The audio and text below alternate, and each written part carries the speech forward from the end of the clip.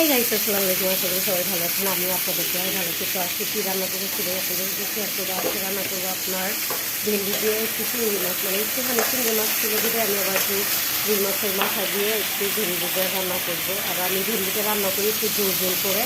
আর সাথে ছিল আমাদের করলা ভাজি। আর এটা এখন গরমের খাবার। আর যেহেতু সবাই আমরা গরুর মাংস কেটে কেটে একদম মুখে দিচ্ছি, 12টা বাজে খেয়েছি, আর খাইতে ইচ্ছা করে না। তো তাদের জন্য এই যে এটা সবজি রান্না করলাম। আর এই যে দেখছেন তেল ঢালার জন্য আমার একটা সুবিধার মতো একটা চপ, এটা খুবই একটা ভালো লাগে। তো এই যে যেটা সেটা ভেন্ডি দিয়ে চিংড়ি মাছ দিয়ে মাছ দিয়ে রান্না করলাম, খুব মজা হয়েছে। খাইয়া সবাই এক কড়াই তরকারি রান্না করছি, মানে শেষ সাথে সাথে রাত করতো আর বেলা। তো যাই হোক, সেই কথা সেই কাজ করলাম, ভাজি শুরু করলাম। কারণ শাশুড়িকে জিজ্ঞেস করলাম কী রান্না করবো। আমার শাশুড়ি বলছে যে রান্না করবো এগুলো। ও মা, এখন দিয়ে আমার শাশুড়ি উল্টা আমার একটা বলে, তুমি এগুলো কে তোমাকে রান্না করতে বলছো? হ্যাঁ, তুমি তোমার পছন্দ মতোই রান্না করলো, আমার পছন্দ মতোই রান্না করলো না। উনিই বলেছিল এগুলো রান্না করতে। এখন রান্না শেষ হয়েছে, তারপরে উনি বলে এই কথাটা। এটা কোনো কথা? আবার উনিই বেশি খাইছে। কিছু করার নাই, এইগুলো আমাদের জীবন।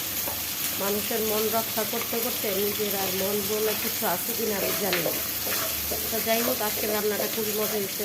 তো শাশুড়ি যাই বদলাম টদলাম করে শেষ করে উনি সব তরকারি খাই বলছে, বলে না খুবই মজা হয়েছে, তোমার পছন্দ রান্না করছে। রান্না করলাম ওনার পছন্দ, এখন বলে আমার পছন্দ।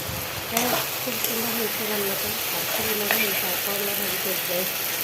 আমি করলা ভাজি দিয়ে ভাত খেতে পারি ডিম তেলে। আর আমাদের কাছে সবাই করলা ভাজি পছন্দ করে। আর পাশের ভাবি তো পছন্দ করে, ওনাকে আবার না দিয়ে খেতে পারি না। এইগুলো আমার শাশুড়ির পরিবার টুকরা, পাশের ভাবি। যাই হোক, খুব সুন্দর করে রান্নাটা হয়েছে। আর রান্নাটা ভালো লাগলে লাইক শেয়ার সাবস্ক্রাইব করতে ভুলবেন না। আর বেশি বেশি করে আমার শাশুড়ি কী বলে এগুলো শোনার জন্য আমার পেজটা ফলো করে রাখেন। সবাই টাটা।